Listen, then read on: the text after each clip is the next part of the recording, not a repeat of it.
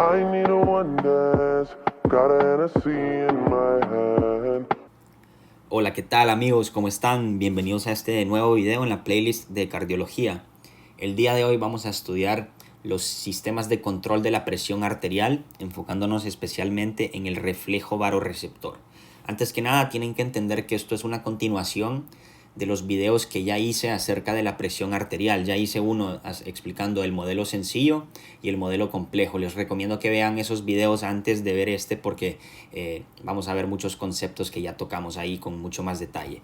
Después de este video vamos a ver el sistema de renina, angiotensina, aldosterona, que este es el otro sistema principal que se encarga de regular la presión arterial. Entonces vamos paso a paso. Me gustaría pedirles un like, que se suscriban y que comenten si este video les sirve. Entonces vamos a empezar aquí recordando que la presión arterial, dependiendo de los valores que ésta tenga, podemos clasificarla ya sea como una presión arterial normal, como una hipertensión o como una hipotensión. Entonces, cuando el valor que ustedes siempre van a ver en los libros, que es el valor pues que se considera normal, es una presión sistólica de 120 y una presión diastólica de 80. ¿Okay? Pero ahora, lo que nos importa ahorita es entender qué es la hipertensión y qué es la hipotensión, porque una vez entendemos esto, después vamos a entender qué hace el cuerpo para regular esta hipertensión y esta hipotensión y llevar este valor nuevamente al de 120-80 que hemos dicho que es el valor normal.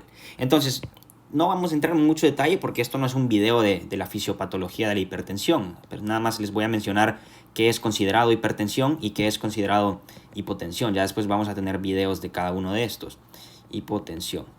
Bien, hipertensión pues es lo que se considera una presión arterial más mayor de 140 milímetros de mercurio en la presión sistólica y una presión de más de 90 milímetros de mercurio en la presión diastólica. Esto es en base a lo que dice el American Heart Association, pero hay otros institutos que tal vez te dan valores diferentes, pero yo estoy considerando el del American Heart Association. Pero pues tengan en mente que los valores te pueden cambiar un poco. Hipotensión pues es lo que se considera menor a 100 milímetros de mercurio en la presión sistólica. Y esto en casos extremos incluso puede llegar, por ejemplo, a 80 milímetros de mercurio, como en los casos de choque, como choque séptico, choque anafiláctico, lo que ustedes quieran. Y esto es muy peligroso, ¿ok? Pero bueno, eso no nos importa hoy. Ahora, otro concepto que debemos recordar de los videos anteriores es el de presión arterial media. Si recuerdan, yo les mencioné que la presión arterial media es aquel valor de la presión que debe de estar presente en nuestro sistema cardiovascular para permitir una perfusión adecuada de nuestros tejidos. Entonces, ¿y este valor cuánto era? A ver si tienen buena memoria, era 93 milímetros de mercurio. Hasta les di una fórmula toda loca para sacarla. Bueno, entonces, ¿a qué me refiero con una correcta perfusión de tejidos? Vamos a poner aquí una perfusión adecuada de tejidos. Pues, si ustedes recuerdan, dijimos que... A ver, solo déjenme terminar esto. Perfusión adecuada de tejidos. Si ustedes recuerdan aquí con este pequeño diagrama que les tengo aquí a la derecha, aquí teníamos de color naranja el corazón. De color rojo tenemos el sistema arterial, acá tenemos la microvasculatura con las arteriolas, las vénulas, los capilares, y aquí tenemos pues el sistema venoso que eventualmente regresa hacia el corazón a través de las cavas superior e inferior. Entonces, para que la sangre se pueda mover desde el sistema arterial hacia el sistema venoso a través de esta microvasculatura, es importantísimo que exista un gradiente de presión adecuado, ¿ok? Entonces, porque tienen que entender que la nutrición de los tejidos, el lugar en el cual se intercambian los nutrientes, todo el sodio, el potasio, la glucosa, todo lo que tiene que salir para nutrir a esos tejidos, esto se da aquí, en la microvasculatura. Entonces, para que la sangre pueda pasar a través de la microvasculatura y lograr darle esos nutrientes al tejido, necesitamos que exista una presión que esté impulsando o favoreciendo el movimiento de sangre desde el sistema arterial que está acá hacia el sistema venoso. Entonces, esto se representa como delta P. Es lo que se conoce como el gradiente de presión, que si quieren más detalle, pues vayan a ver el video del modelo complejo, que ahí lo explico con mucho más detalle.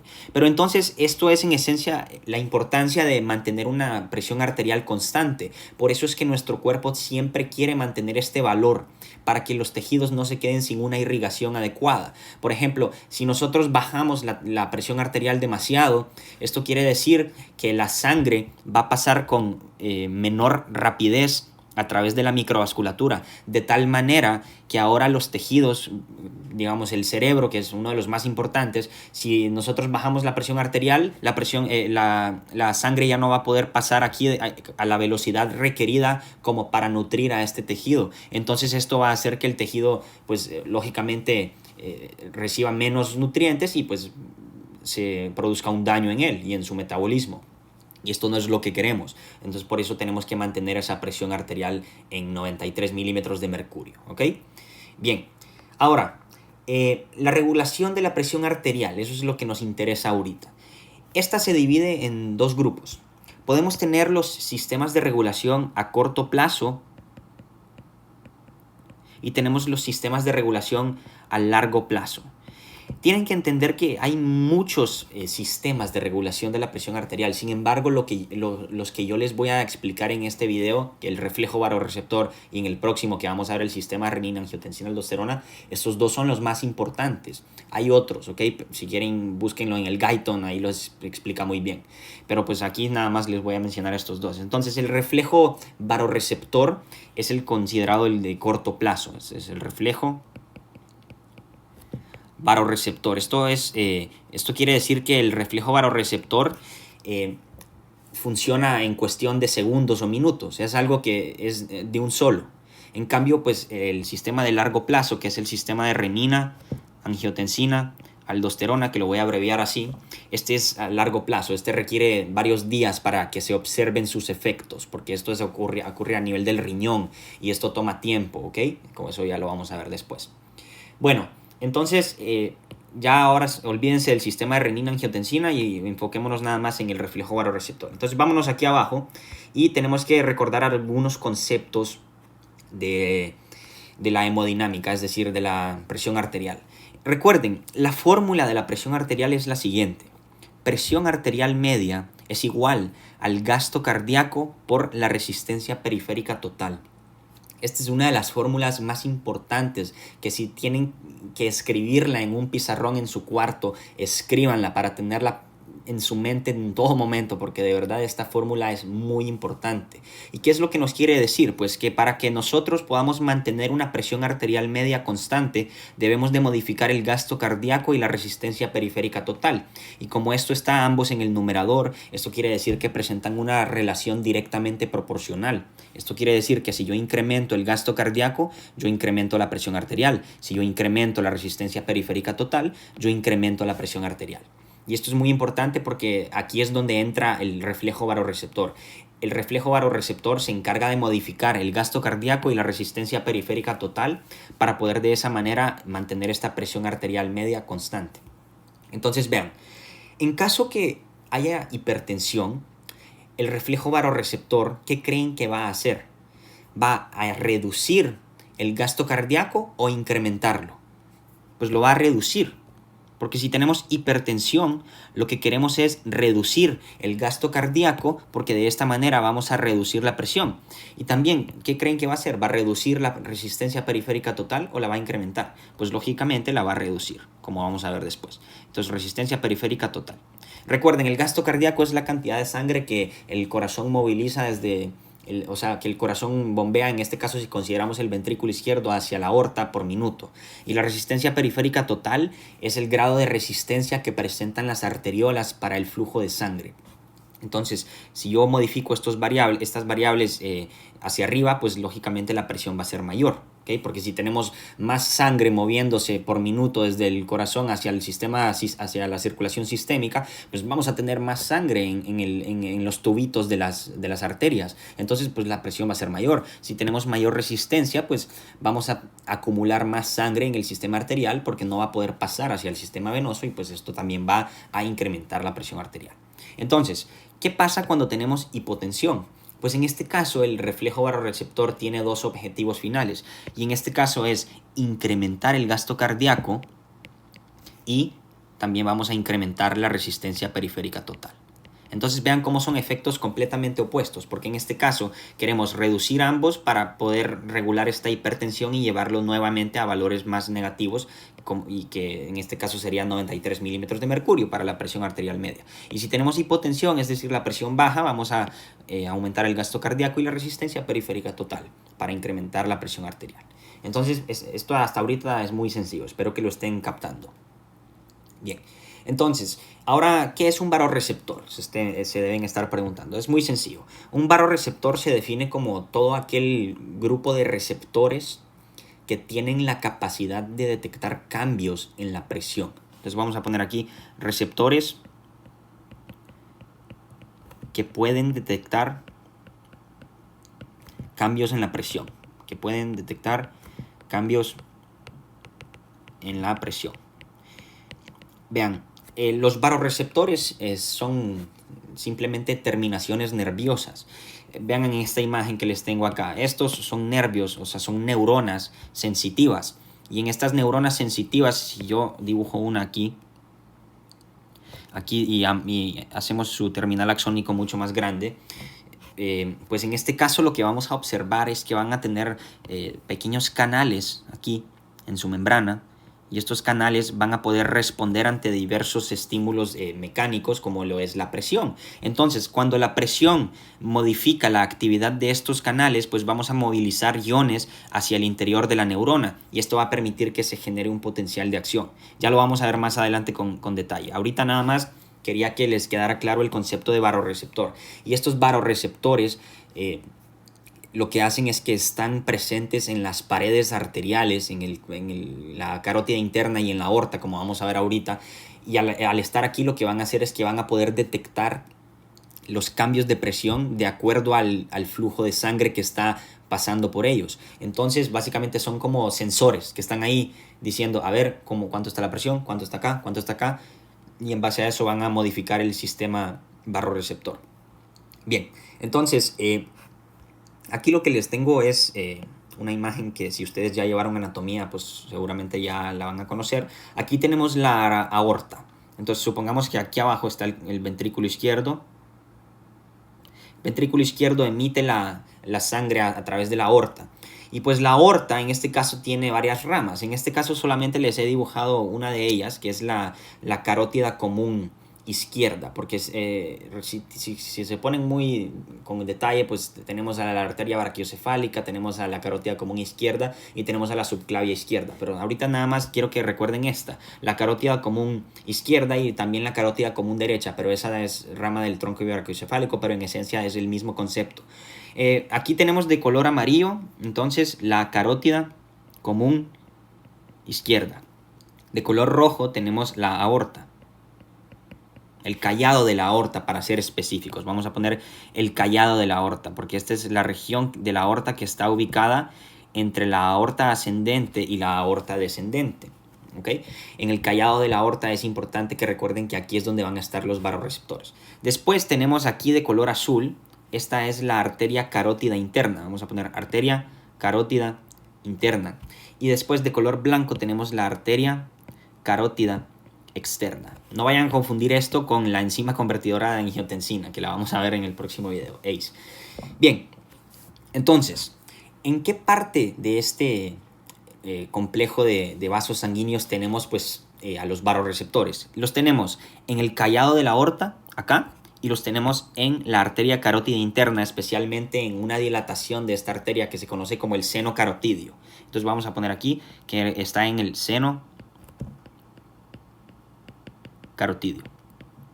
¿Ok? Y pues en el caso de la carótida... ¡Ay! ¿Qué les hice acá? No, perdón. En la carótida común izquierda no hay. Y en la carótida externa tampoco hay. La mayoría de los barorreceptores están concentrados en el callado de la aorta y en la arteria carótida interna, especialmente en el seno carotidio. Muy bien. Entonces, ahora lo que voy a hacer es, aquí en esta imagen de la derecha, imagínense que agarro ya sea el callado de la aorta o el seno carotidio, y hago un corte transversal a través de ese vaso sanguíneo.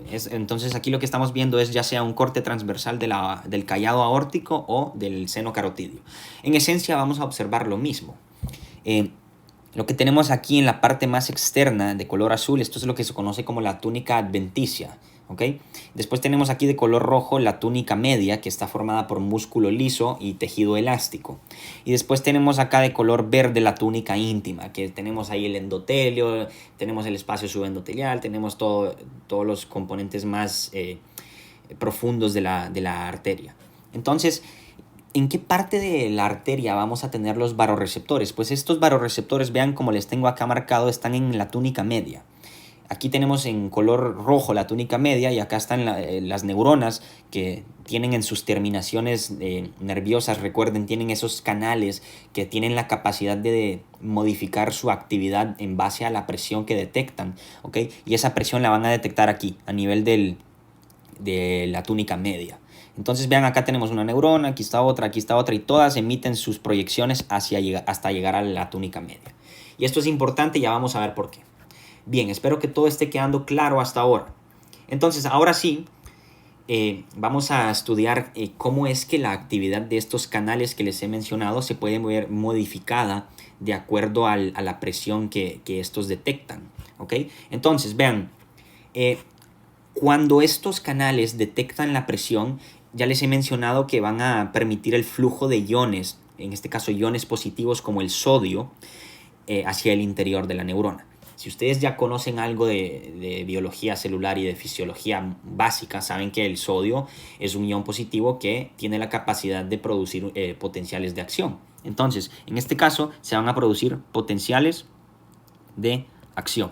Y estos potenciales de acción es aquí la gran diferencia. Van a ser diferentes o van a ser de diferente magnitud de acuerdo a si estamos hablando de una hipertensión o de una hipotensión. Es decir, si consideramos una hipertensión, la frecuencia de despolarizaciones va a ser mayor, es decir, vamos a tener una mayor cantidad de potenciales de acción siendo generados por unidad de tiempo en comparación a la cantidad de potenciales de acción que estarían siendo generadas por la hipotensión. Entonces aquí en hipertensión vamos a tener una mayor cantidad de potenciales de acción y en la hipotensión pues vamos a tener una menor cantidad de potenciales de acción. ¿Por qué? Porque la presión es menor. Al ser menor la presión vamos a activar menos canales. Al activar menos canales vamos a tener menos sodio entrando, vamos a tener menos potenciales de acción siendo generados y pues esto va a permitirle al cuerpo darse cuenta que la presión arterial está baja. Ya vamos a ver exactamente cómo lo hace.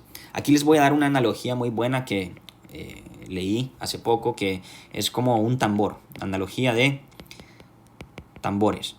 Supongamos que los receptores, aquí los barorreceptores son como un tambor. Entonces, si la presión es mayor, esto quiere decir que la presión, o sea que el tambor lo van a golpear con mayor fuerza. Entonces, si el tambor lo golpean con más fuerza, va a sonar más fuerte y va a vibrar más. Entonces, esto sería análogo a la mayor cantidad de potenciales de acción que se observan en la hipertensión. Y la hipotensión, pues si le pego suave al tambor, pues va a vibrar menos, va a sonar más suave y van a haber menos potenciales de acción. Muy bien, ahora sí, ¿hacia dónde viajan estos potenciales de acción? Pues primero tienen que entender que los barorreceptores del callado aórtico y los barorreceptores del seno carotidio están conectados con dos nervios craneales importantísimos, ¿ok? Entonces vamos a mencionar esto ahorita. Todos los barorreceptores del callado aórtico, o sea, las neuronas que están en la túnica media del callado aórtico, estas neuronas van a estar viajando a través del nervio vago. ¿Okay? El nervio vago, que es el 10º par craneal. Nervio vago usualmente se representan con su letra, con su número romano, en este caso el 10, es el nervio craneal 10, por eso ponemos aquí una X. Entonces, ahora el seno carotidio, ¿por qué nervio viaja? Pues este viaja a través del 9º par, que este es el nervio glosofaringio, para ser específicos, viaja a través de la rama de Hering, ¿ok? Nervio glosofaringio. Este es el 9º par. Entonces aquí se representa de esta manera. Y ahora, sin importar de dónde vengan estos mensajes eléctricos, o sea, estos potenciales de acción, es decir, no importa si vienen del nervio vago o del nervio glosofaringio, ambos van a mandar la información hacia una misma ubicación. Y esto es lo que se conoce como el núcleo del tracto solitario. Este es un núcleo muy importante ubicado en el bulbo raquídeo, como vamos a ver ahorita. Y este núcleo es como la computadora que está encargada de procesar, de integrar toda esta información que le está llegando de los barorreceptores. Entonces, vean, el núcleo del tracto solitario, imagínense que es como el mensajero, o sea, no el mensajero, sino la persona que está como recibiendo las cartas de todos lados. Esta persona recibe las cartas y después al ver de dónde vienen y de dónde las quieren mandar, pues dice, bueno, esta se va para allá, esta se va para acá, esta se va para acá. Entonces el núcleo del tracto solitario es el que administra toda esta información para, se puede decir, orquestar, no sé si esa palabra existe, sí creo que sí existe, todo este reflejo barorreceptor que vamos a ver ahorita. Entonces tienen que entender que la respuesta que va a ser generada por el núcleo del tracto solitario va a depender de si estamos hablando de una hipertensión o si estamos hablando de una hipotensión. Es decir, las conexiones neuronales que va a establecer el núcleo del tracto solitario van a ser diferentes de acuerdo al escenario que estemos considerando. Bien, entonces ahora sí vamos a estudiar la neuroanatomía del bulbo raquídeo porque es muy importante que la entiendan para después comprender cómo es que funciona todo este sistema tan complejo. Entonces, vamos aquí a dar un repasito de neuroanatomía.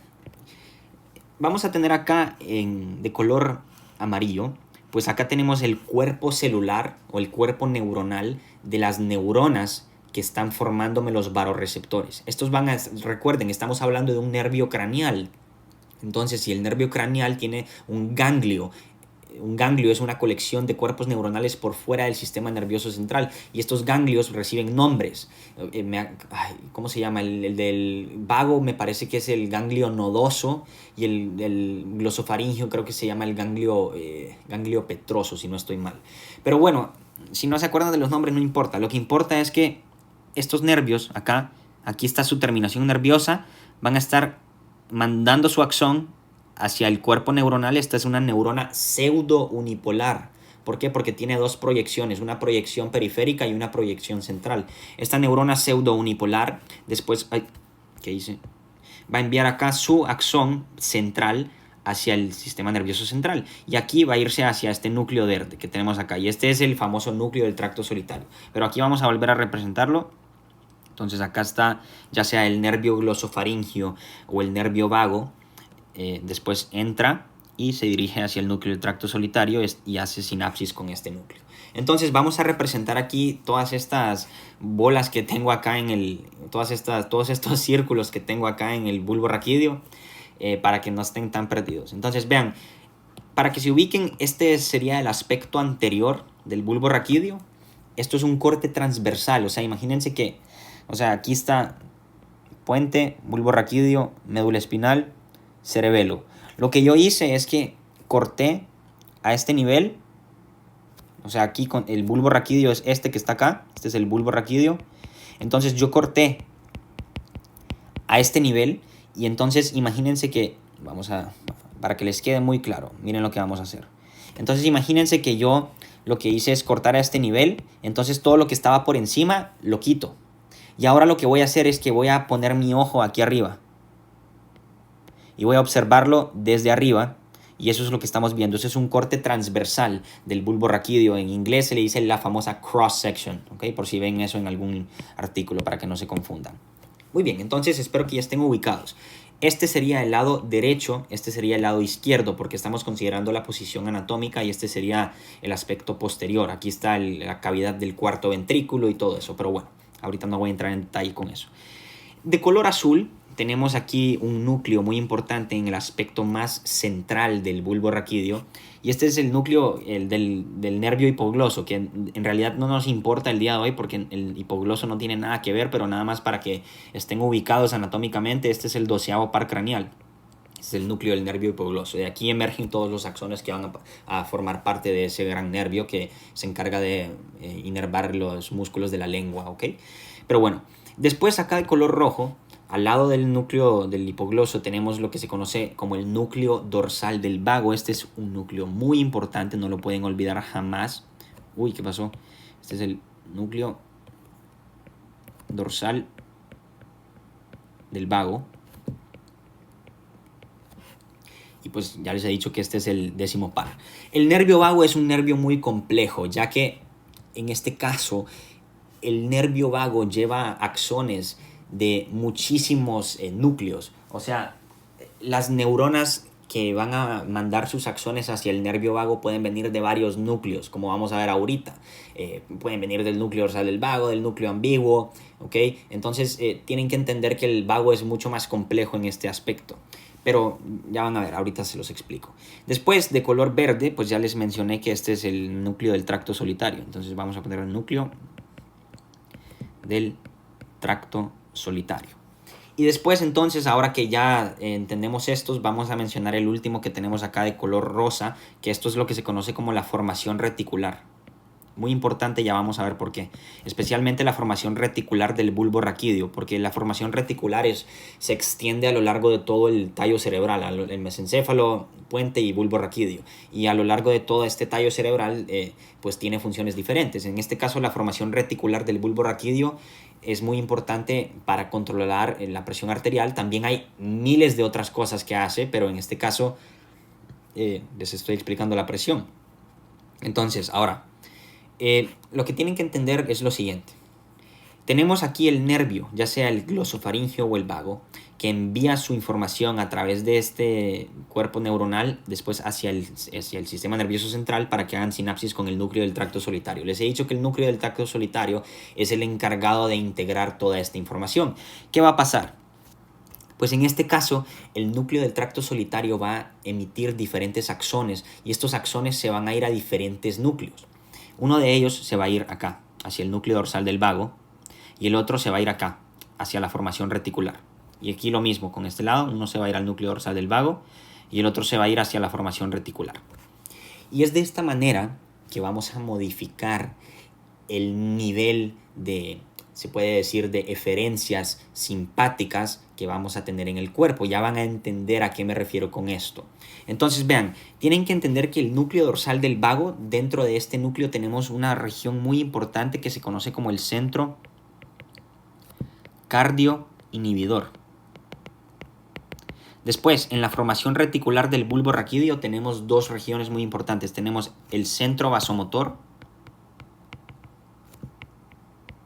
y tenemos el centro cardioacelerador. Centro vasomotor y centro cardioacelerador. Bien, entonces, ahorita lo único que quiero que sepan es identificarlos. Ya vamos a entender cuáles son todas estas conexiones que decimos que hace el núcleo del tracto solitario con el núcleo dorsal del vago, con la formación reticular. Ya lo vamos a ver. Ahorita nada más quiero que se ubiquen anatómicamente y sepan identificar estas estructuras. Bien, entonces ahora sí, lo que vamos a hacer ahora es estudiar el centro cardioinhibidor con detalle, al vasomotor y al cardioacelerador, para poder después de esta manera comprender qué hace el núcleo del tracto solitario al actuar sobre estos núcleos, ¿ok? Sobre estos centros, mejor dicho. Entonces vamos a empezar hablando del centro cardioacelerador.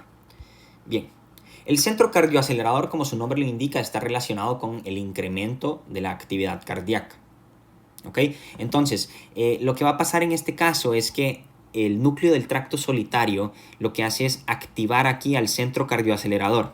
Cuando el centro cardioacelerador se activa, envía diferentes axones. En este caso se los he representado así de manera muy sencilla, cuando en realidad debería de enviarlo hacia la médula espinal, hacia las astas laterales, para que se formen los nervios cardiopulmonares y todo esto. Pero bueno, para no complicarnos las cosas, simplemente vamos a imaginar que los nervios, en este caso los axones provenientes de estos centros, van a liberar neurotransmisores sobre unas neuronas, y estas neuronas lo que van a hacer es eventualmente liberar noradrenalina sobre el corazón.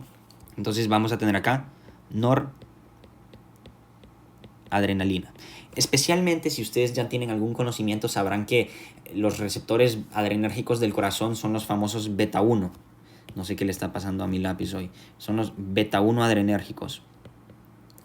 Y pues en este caso, el centro cardioacelerador pues va a permitir que se libere una mayor cantidad de noradrenalina sobre los receptores beta 1 adrenérgicos del corazón, especialmente en dos regiones, en el nodo sinoauricular, nodo SA, y en el nodo aurículo-ventricular, y después también en el miocardio contráctil, es decir, en el músculo cardíaco, miocardio contráctil. Entonces, vean, vamos a recapitular. ¿Qué es lo que pasa?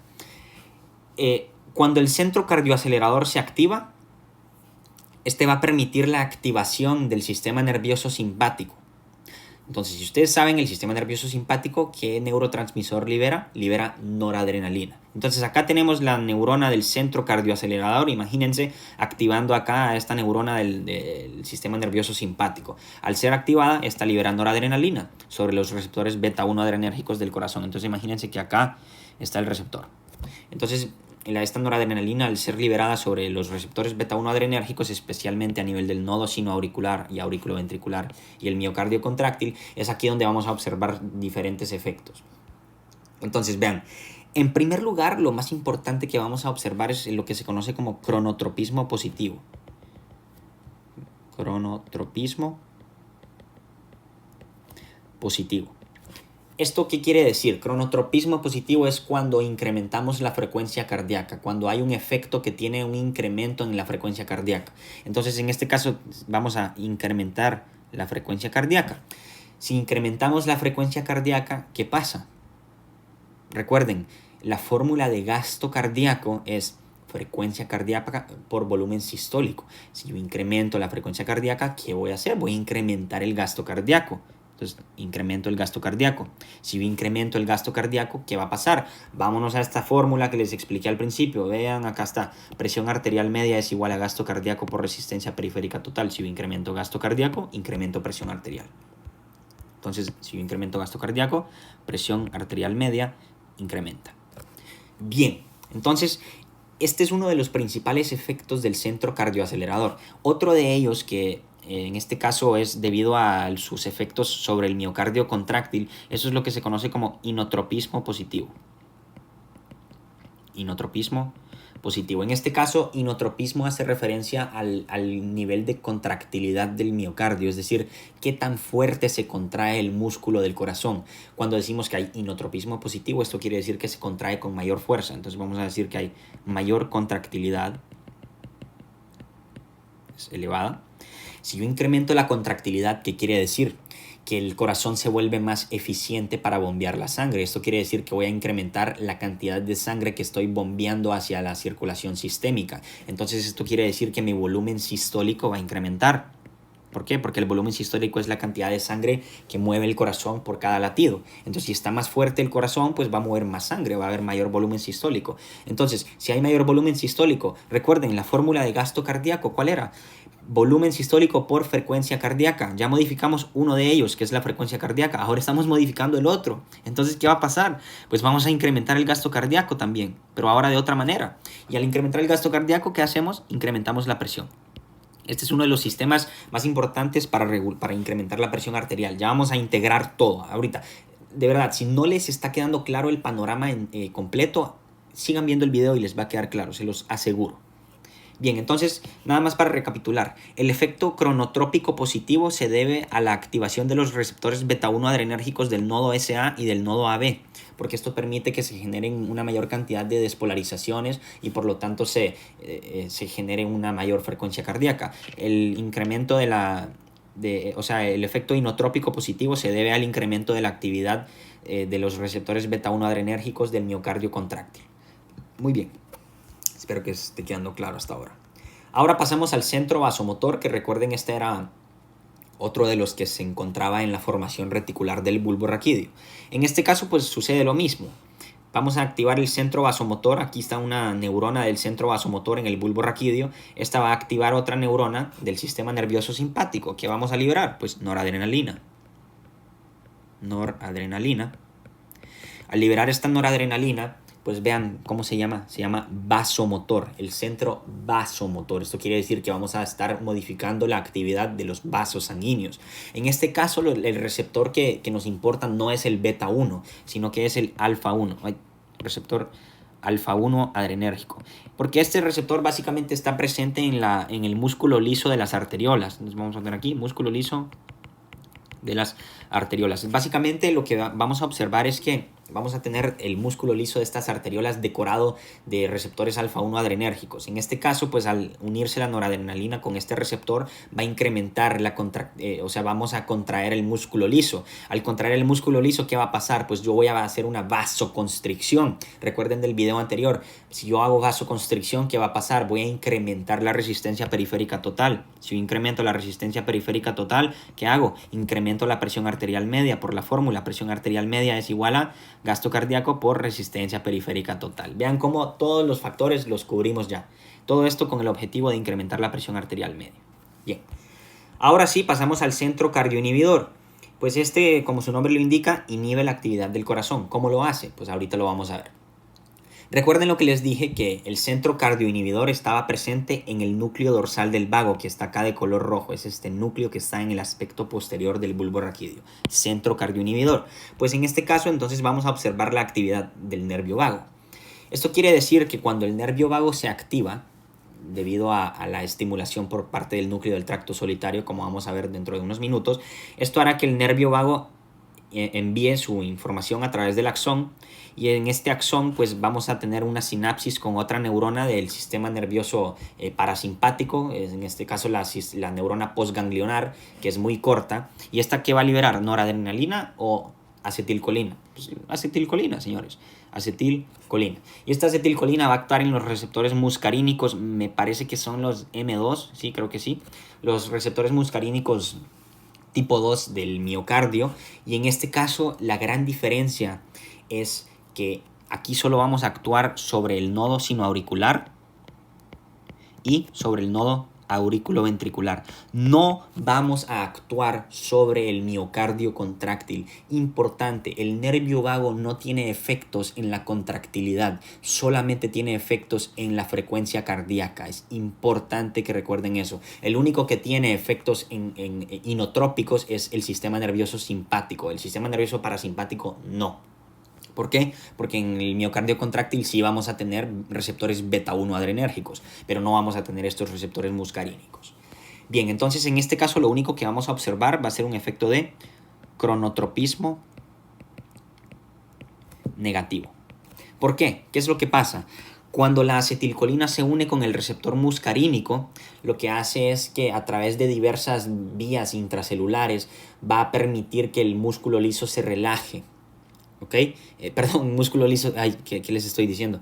Va a permitir que el nodo sinoauricular y el nodo auriculoventricular se despolaricen de manera menos frecuente. Me confundí con el centro vasomotor, perdón.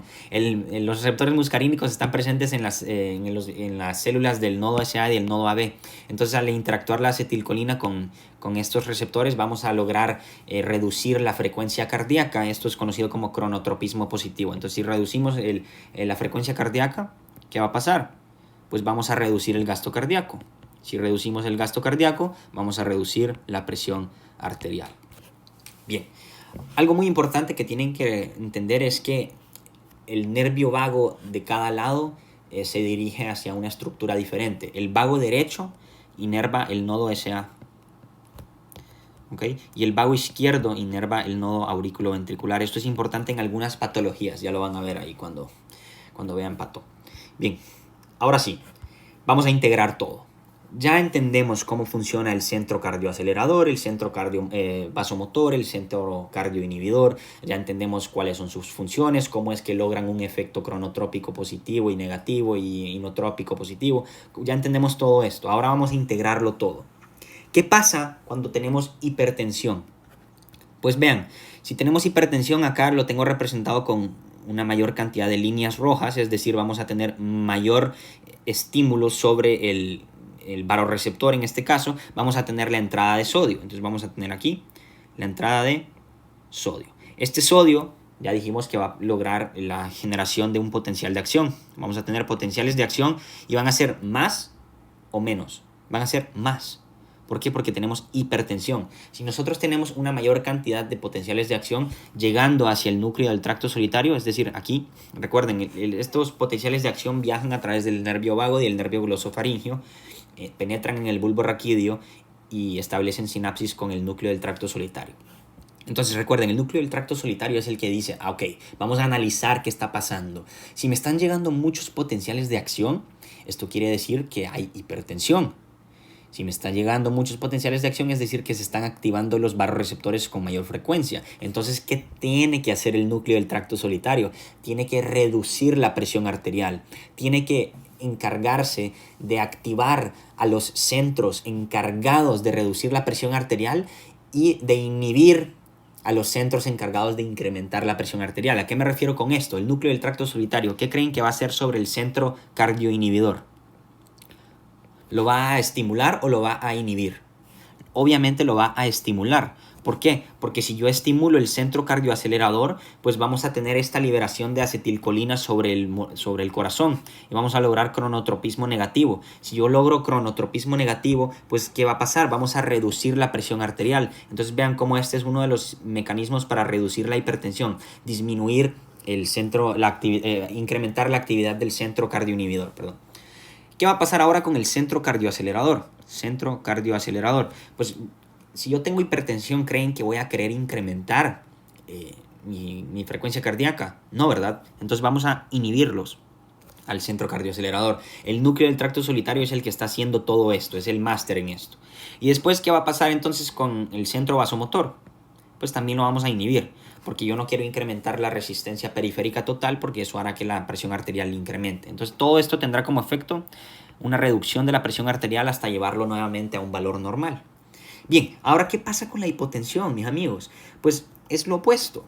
Aquí vamos a tener menos cantidad de sodio entrando a través de estos receptores, estos barroreceptores. Va a haber una menor cantidad, lo voy a representar como más pequeño. Entonces vamos a tener menos potenciales de acción. Recuerden la analogía de los tambores, menos potenciales de acción, llegando hacia el núcleo del tracto solitario. Entonces, si tenemos menos potenciales de acción, el núcleo del tracto solitario dice, hey, aquí hay hipotensión, tenemos que incrementar la presión. Entonces, ¿qué hace? ¿Qué va a pasar con el centro cardioinhibidor? ¿Lo vamos a inhibir o lo vamos a estimular? Lo vamos a inhibir, ¿verdad? ¿Qué va a pasar con el centro cardioacelerador? ¿Lo vamos a estimular o lo vamos a inhibir? Lo vamos a estimular. Centro cardioacelerador lo vamos a estimular y el centro vasomotor, ¿qué? Lo vamos a estimular. ¿Por qué? Porque si yo inhibo el centro cardioinhibidor, pues vamos a liberar menos acetilcolina sobre el miocardio. Es decir, los nervios vagos van a activarse menos. Al activarse menos el nervio vago, vamos a tener menos acetilcolina, vamos a tener menos activación de receptores muscarínicos, no vamos a tener cronotropismo negativo, entonces no vamos a reducir la presión arterial. Ahora, si yo activo el centro vasomotor y el centro cardioacelerador, vamos a tener cronotropismo positivo, inotropismo positivo, y vamos a tener incremento en la resistencia periférica total, y todo esto, vean, permite que incremente la presión arterial. Entonces, cuando hay hipotensión, el núcleo del tracto solitario hace estas tres cosas para llevar la presión arterial hacia arriba. Y muy bien, eso es todo. Espero que les haya servido este video. Tema muy interesante, la verdad. A mí se me hace muy bonito este tema. Los veo en el próximo video en que vamos a estudiar el sistema de renina, angiotensina, aldosterona con muchísimo detalle. Denle like, porfa, y suscríbanse y comenten. Chao. I need a one dance, got a Hennessy in my hand.